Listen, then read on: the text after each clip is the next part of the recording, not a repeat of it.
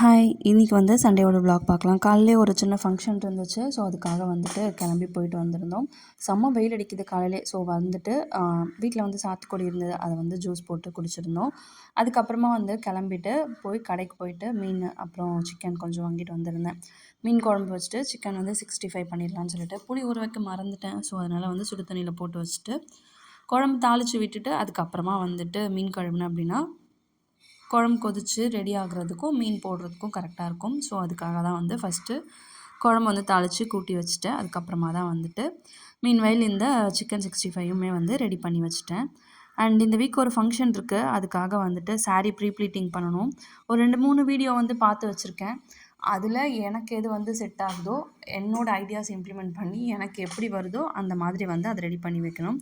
So cooking முடிக்கவே ஒரு 1:32 ஆயிடுச்சு. அதுக்கப்புறம் வந்து லன்ச் வந்து முடிச்சுட்டு அதுக்கப்புறமா வந்து கொஞ்சம் நேரம் ரெஸ்ட் எடுத்துகிட்டு அப்புறம் தான் வந்து சாரீ ப்ளீட்டிங் வந்து ஸ்டார்ட் பண்ணியிருந்தேன். ஏதோ எனக்கு தெரிஞ்ச மெத்தடில் ஓரளவுக்கு வந்து பண்ணி முடிச்சிட்டேன்.